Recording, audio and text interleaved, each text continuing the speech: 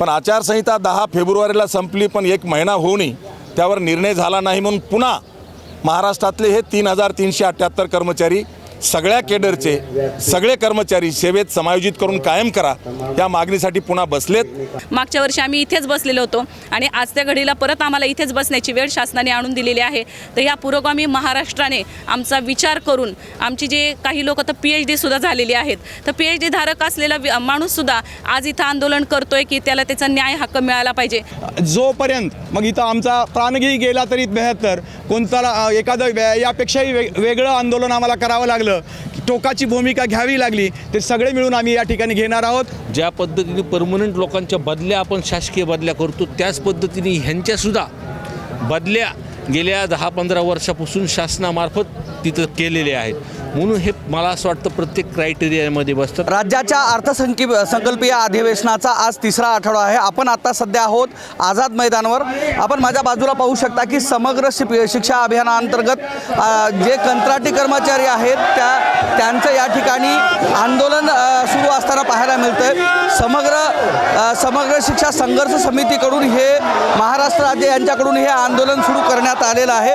जवळपास महाराष्ट्रातील 6,500 समग्र शिक्षा अभियानचे हे जे कंत्राटी कर्मचारी जे आहेत, या कंत्राटी कर्मचाऱ्यांचा हे या ठिकाणी आंदोलन चालू असताना पाहायला मिळते। मागच्या जे हिवाळी अधिवेशन होतं, त्या हिवाळी अधिवेशनाच्या वेळेस देवेंद्र फडणवीस सरकारने यांना कायम करण्याचं आश्वासन देण्यात आलेलं होतं आणि ते कायम करण्याचं आश्वासन दिल्यानंतर हे आज 4 महिन्याचा कालावधी निघून गेला आहे। कारण हिवाळी अधिवेशनानंतर आता हे अर्थसंकल्पीय अधिवेशन आता सुरू आहे, जवळपास तिसरा आठवडा आहे आणि अद्याप तरी हे समग्र शिक्षा अभियानचे हे कंत्राटी कर्मचाऱ्यांचा जो मुद्दा आहे तो अद्यापही प्रलंबित आहे आणि सरकारनं हा विषय मार्गी लावावा या दृष्टिकोनातून राज्यातील जवळपास 6,500 समग्र शिक्षा अभियानच्या या कर्मचाऱ्यांनी या ठिकाणी आंदोलन सुरू केलं पाहायला मिळतंय। हे बाजूला आझाद मैदानावर बसलेले ही जे हजारो कर्मचारी आहेत ती या संपूर्ण आंदोलनात सहभागी झालेले पाहायला मिळतात।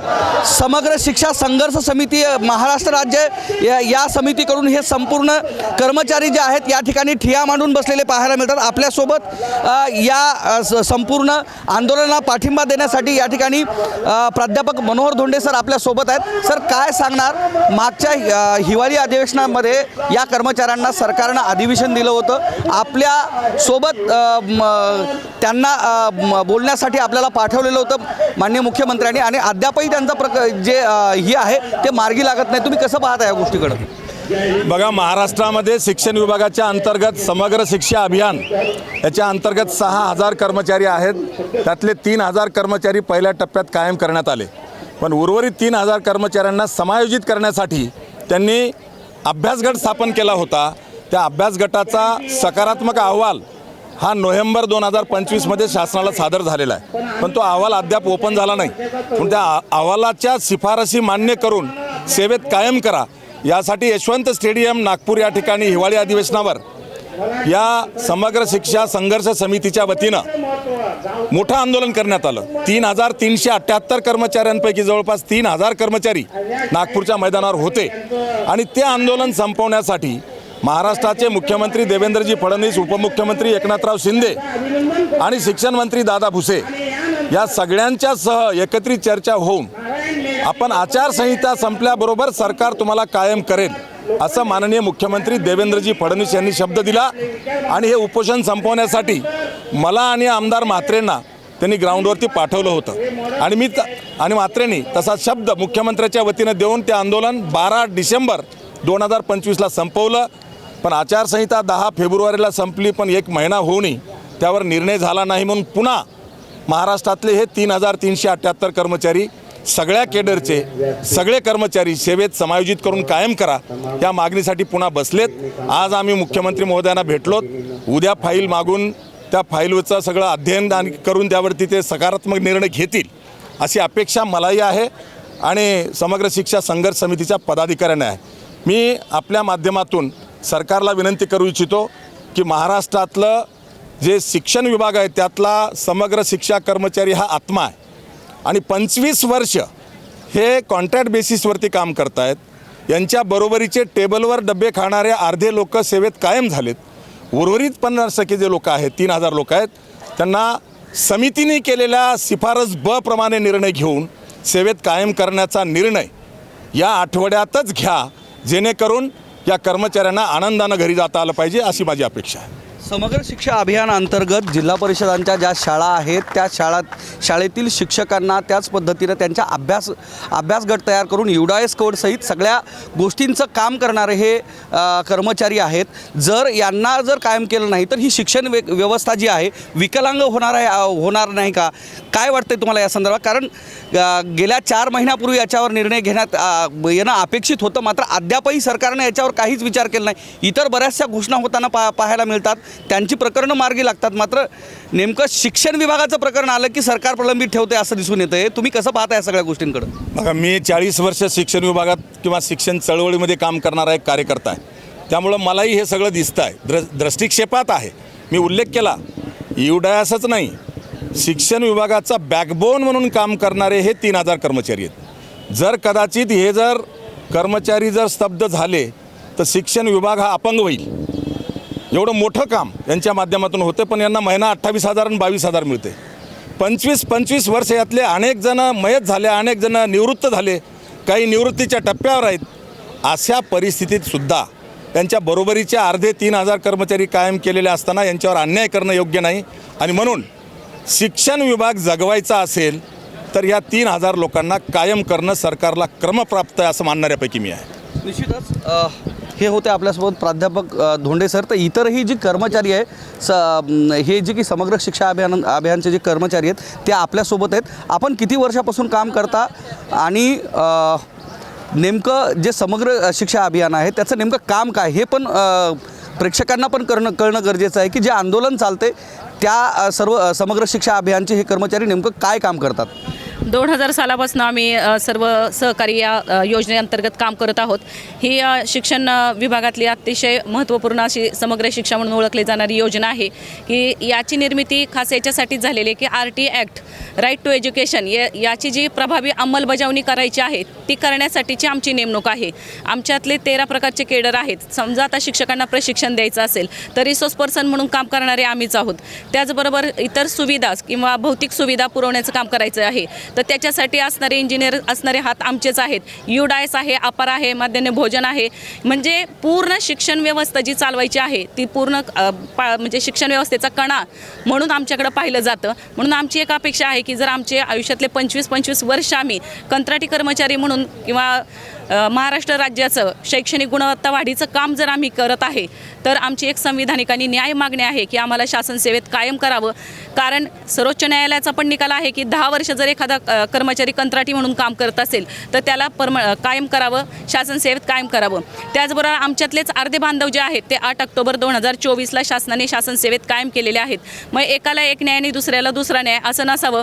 एकाच योजनेतले जर कर्मचारी असतील तर एकाला न्याय मिळाला आहे तर आमच्यावर अन्याय न करता आमच्यासाठी जी अभ्यास समिती गठीत केली होती त्याचाही सकारात्मकच अहवाल आहे. तर त्या बाबींचा विचार करून शासनाने आज आम्ही इथे परत तिसऱ्यांदा म्हणजे ह्या वर्षात एका वर्षात तिसऱ्यांदा म्हणजे 4 मार्चला मागच्या वर्षी आम्ही इथेच बसलेलो होतो आणि आज त्या घडीला परत आम्हाला इथेच बसण्याची वेळ शासनाने आणून दिलेली आहे. तर या पुरोगामी महाराष्ट्राने आमचा विचार करून आमची जे काही लोक तर PhD सुद्धा झालेली आहेत तर PhD धारक असलेला माणूससुद्धा आज इथं आंदोलन करतोय की त्याला त्याचा न्याय हक्क मिळाला पाहिजे. म्हणून ह्या संविधानिक मागणी आमची शासनाने पूर्ण करावी, अन्यथा आम्ही ही आंदोलन यावेळेस मागे घेणार नाही. सरकारनं मागच्या वेळेस म्हणजे हिवाळी अधिवेशनामध्ये तुम्हाला तसं आश्वासन दिलं होतं, त्याच्यात तुम्ही तुमच्या सांगण्यानुसार अर्धे कर्मचारी कायम करण्यात आलेले आहे म्हणून आता किती कर्मचाऱ्यांचा प्रश्न मार्गी लागणं बाकी आहे असं आपल्याला वाटतंय? 3378 लोकच फक्त राहिलेले आहेत. आणि विशेष बाब अशी शासनाने लक्षात घ्यावी की यामध्ये सगळ्यांची वय पाहता काहींच्या सेवा अगदी उंबरठ्यावर आहेत, संपण्याच्या उंबरठ्यावर आहेत आणि सरासरी काढली तर 5 ते 10 वर्षानंतर कोणाचीच सेवा जास्त राहिलेली नाही आहे. तर शेवटी तरी आम्हाला न्याय शासनाने द्यावा आणि आजच्या ह्या महागाईच्या काळामध्ये एवढीशा तुटपुंजा मानधनामध्ये आम्हाला काम करावं लागतं.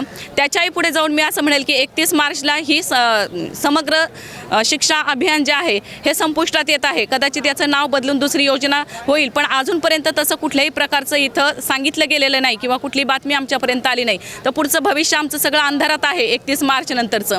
दर 6 महिन्याला आम्हाला जो ब्रेक असतो, आत्ताचं तर आम्हाला 4च महिन्याचा ऑर्डर मिळाली आहे. 31 मार्चला आमची ऑर्डर ब्रेक होईल. त्याच्यानंतर आमचं भविष्य काय आहे पुढे, आणि जर आमचे पूर्ण संसारच जर या नोकरीवरती अवलंबून आहे तर शासनाने हेही विचारात घ्यावं की इतक्या तुटपुंज मानधनात तुम्ही आम्हाला इतके दिवस राबवून घेतलेलं आहे, तर शेवटी का होईना आम्हाला आमचा न्याय मिळाला पाहिजे, इतकीच एक माफक अपेक्षा आहे. आता हे अभियान केव्हा संपणार आहे, याची काय तारीख सरकारने ठरवली? 31 मार्च 2026ला समग्र शिक्षा हे संपुष्टात आलेलं आहे. आणि त्याच्यानंतर ह्या योजनेचं नाव बदलून कदाचित, म्हणजे पहिले जसं सर्व शिक्षा अभियान होतं, सर्व शिक्षा अभियान बंद करून त्यात नाव बदलून परत समग्र शिक्षा अभियान झालेलं आहे. आणि आता कदाचित त्याचं नाव पुढे बदलेल, पण त्याच्याबद्दल आम्हाला कुठली अजूनही कल्पना नाही आहे की आमचं पुढे भविष्य काय आहे. तर सगळेजण आम्ही अंधारातच साच पडत आहोत. म्हणून आमचं न्याय हक्काची मागणी आहे की जिथं आता शासनाने हेही घोषित केलं होतं की शिक्षकांच्या 22,000 पदं रिक्त आहेत, आणि तर आमच्या इथं BPEd BEd झालेले किंवा पदवी असलेले किंवा व्यावसायिक कोर्स झालेले जवळपास 2,000 सहकारी आहेत, तर त्यांचं रिक्त जागांवरती समायोजन करावं. त्याचबरोबर टेक्निकलची जी पदं आहेत, तर शासन दरबारी जर आज आपण ऑफिसमध्ये गेलात तर तिथे पाहिलं तर सगळ्या कर्मचाऱ्यांची अगदी तुटवडा आहे. म्हणजे एकाच कर्मचाऱ्यावर अनेक बाबींचा बोजा दिला जातो कामाचा, आणि तिथे तो ताणतणाव करतात. त्याच्यापेक्षा आम्ही जी कामं करतो तर ती आम्हाला इतकंच म्हणणं आहे की रिक्त जागांवरती आमचं समायोजन करा, आणि पुन्हा आम्ही त्याच्याबरोबर आमची जी ही कामं आहे ही सुद्धा करण्याची आमची तयारी आहे. म्हणजे प्रतिनियुक्तीवर पुन्हा आम्ही इकडं हे काम करण्याला तयार आहोत. पण शासनाने आमच्याबरोबर एकच न्याय करावा की ह्या अधिवेशनामध्ये, म्हणजे अर्थसंकल्पीय अधिवेशनामध्ये आम्हाला शासन सेवेत कायम करावं. निश्चितच, कारण या अर्थसंकल्पीय अधिवेशनामध्ये या जे कंत्राटी कर्मचारी आहेत त्यांचा जे प्रश्न आहे तो मार्गी लावावा असं यांच्याकडून सरकारदरबार मागणी करण्यात येते. इतरही जे कर्मचारी आहेत ते आपल्यासोबत आहेत. समग्र शिक्षा अभियानांतर्गत जे काही पदभरती झाली त्याच्यासाठी ज्या नियुक्त्या देण्यात आल्या आहेत त्या कोणत्या बेसिसवर देण्यात आहेत, आणि याच्यामध्ये पदवीधर असणारे किती लोक आहेत? या ठिकाणी आमच्या नियुक्त्या देताना माननीय मुख्य कार्यकारी अधिकारी CO साहेब यांनी आमची लेखी परीक्षा घेऊन लेखीप्रमाणे जे टॉपअप आहेत त्यांना घेऊन प्रति बिंदू नॉर्मलीप्रमाणे त्याप्रमाणे निवड केली. त्यानंतर त्यांच्या मुलाखती घेतल्या, आणि मुलाखती देऊन म्हणजे रीतसर जे शासकीय कर्मचाऱ्यांना, कायम कर्मचाऱ्यांना जी प्रोसिजर वापरली जाते ती प्रोसिजर वापरून प्रत्येक कर्मचाऱ्याला सेवेमध्ये घेतलं. जे की आता मॅडमने सांगितलं की जे सगळे BEd आहेत, BPEd आहेत, कोण MAd आहेत, जे इंजिनियर आहेत, म्हणजे अशा चांगल्या पोस्टवर जे की टॉपचे आहेत, कोणाची PhD झालेली आहे, असे सर्व वेल क्वालिफाईड असणारे हे सर्व लोक गेले 20 वर्षापासून हे शासनाकडे न्याय मागत आहेत, आणि शासन याकडे दुर्लक्ष करत आहेत. म्हणून आज आम्ही या अगोदरही आम्ही बरीचशी आंदोलन केलं, पण आम्हाला माहिती आहे की आता आम्ही ठरवलेलं आहे की कायमच्या बाबतीतलं हे आमचं शेवटचं आंदोलन आहे. आणि जोपर्यंत माननीय मुख्यमंत्री महोदय कॅबिनेटमध्ये आमच्या कायमचा निर्णय घेणार नाही तोपर्यंत आम्ही हे आझाद मैदान कुणीही सोडणार नाही, असा आमचा ठाम निर्धार आहे. गेल्या हिवाळी अधिवेशनामध्ये सरकारकडून हे आश्वासन देण्यात आलेलं होतं की तुम्हाला कायम करण्यात येईल, मात्र अद्यापही सरकारनं त्या फाईलकडे ढुंकूनही पाहिलं नाही. तुम्हाला विश्वास आहे की सरकार हे आता प्रकरण तुमचं मार्गी लावेल आणि तुम्हाला कायम करेल? नक्कीच, कारण या ठिकाणी त्यांनी आमच्यापेक्षाही काही महत्त्वाची कामं असतात या बेसखाली त्यांनी काही दिवस लांबवलेले आहेत. त्यामध्येच आदरणीय पंतप्रधान यांचा दौरा, त्यानंतर महामहिम राष्ट्रपती त्यांचाही या ठिकाणी दौरा झाला. त्यामुळे आम्ही थोडं समजून घेतलं, पण त्यानंतरही वेळ गेल्यानंतर आम्ही संघर्ष समितीनं निर्णय घेतला की जर शासन जर आपल्याला चालढकल करत असेल तर न्यायिक मार्गाने जे संविधानानं जो अधिकार दिलेला आहे आपल्याला, आणि लढा संघटित व्हा, शिका संघटित व्हा आणि संघर्ष करा, हे जे डॉक्टर बाबासाहेब आंबेडकरांनी हे शिकवलं आहे त्या संविधानिक मार्गानं आपण या ठिकाणी लढलं पाहिजे. त्यामुळं या ठिकाणी आम्ही आझाद मैदानावर या ठिकाणी सर्व एकवटलेलो आहोत, आणि सर्वांची एकच मानसिकता आहे, जोपर्यंत मग इथं आमचा प्राणही गेला तरी बेहत्तर, कोणताला एखादं यापेक्षाही वेगळं आंदोलन आम्हाला करावं लागलं, टोकाची भूमिका घ्यावी लागली, ते सगळे मिळून आम्ही या ठिकाणी घेणार आहोत. आणि कायम झाल्याशिवाय हे आम्ही मागे हटणार नाहीत आणि आझाद मैदान सोडणार नाहीत. शकतो. या आंदोलनाला भेट देण्यासाठी या ठिकाणी आमदार क्षीरसागर आपण या ठिकाणी आलेत. काय सांगणार सरकार दरबारी यांची गेल्या अनेक वर्षापासून मागणी आहे. गेल्या 25 वर्षापासून हे कंत्राटी कर्मचारी काम करताना पाहायला मिळतात.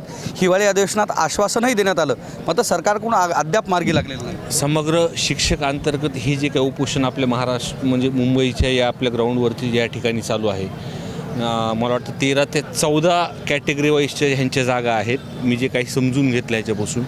आणि मागच्या नागपूर अधिवेशनमध्ये धोंडे साहेब असतील, त्यांचे सर्व पदाधिकारी असतील, जे या समिती त्यांनी स्थापन केली होती किंवा जे अहवाल ह्यांच्याकडून आलेत, जे CM साहेबांसमोर तिथं गेले होते. मूळ प्रश्न काय, 6000 लोकांचा हा विषय होता.